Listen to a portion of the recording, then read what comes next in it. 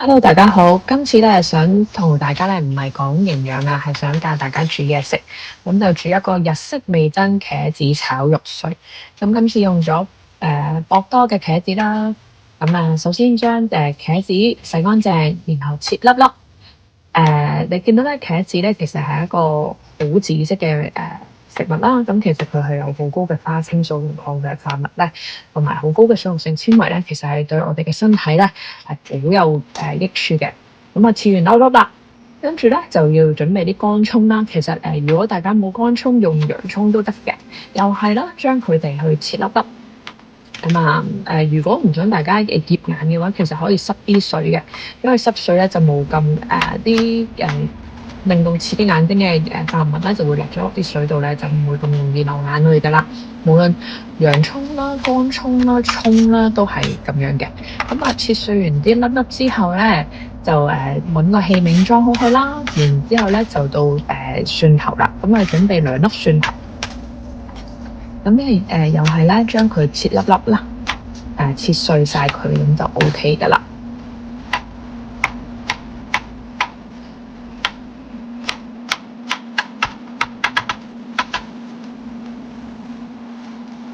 因為咧乾葱咧同蒜頭咧都可以增加咧呢度餸菜嘅風味嘅。咁因為茄子係一個好高氧化物嘅植物啦，咁所以咧我哋攞啲鹽啦，用滾水同凍水咧溝開好佢咧，咁令到佢冇咁容易變黑嘅。如果唔係咧，炒出嚟啲茄子咧就會黑晒咧，就唔靚噶啦。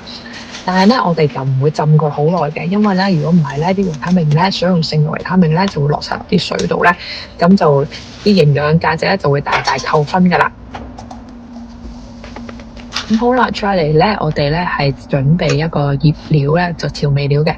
咁首先要2個湯匙嘅味噌啦，再加2湯匙嘅味淋，再加咧係2湯羹嘅豉油啦。係啦，再落嚟咧就係會用咧2湯匙嘅溫水嘅，咁咧就慢慢咧將個調味料啦攪勻，再加埋1羹嘅糖，係啦，應該大約2茶匙左右啦，或者你唔想咁甜嘅可以1茶匙都 OK 嘅，因為今次咧我哋準備嘅肉咧就比較多，呢度有成1磅嘅肉碎噶啦，咁咧。由於咧今次買到嘅肉比較肥，所以我就要揀走啲肥膏啦。咁如果你唔想有呢個麻煩，就揀啲瘦嘅免治肉啦。起鑊，用1湯羹嘅油咧，將佢起鑊。其實你都見到我用易潔鑊噶啦，但係因為咧茄子同埋會比較索油啦，所以咧都要用多少少嘅油去起鑊嘅。爆香咗啲乾葱啊、蒜頭之後，就可以落肉碎咯。炒到咁上下啦，就落埋茄子啦。茄子咧，其實你哋可以，如果想嘅話，可以再切細粒啲嘅。不過我中意食下茄子嘅口感，所以我中意切大粒少少。咁跟住咧，炒到一半左右咧，你就可以落剩低一半嘅調味料啦。咁因為茄子咧係會出水嘅關係咧，當你炒嘅時候咧，佢冇嘢吸喎。咁所以咧，我都會落翻多少少水，然後焗佢咧。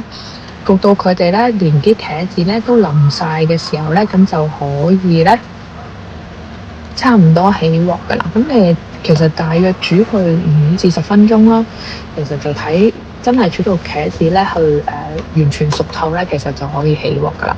起鑊啦，係啦，最尾咧就加翻少少嘅芝麻筍面啦。咁芝麻有佢好豐富嘅維他命 E 啦，同埋鈣質嘅。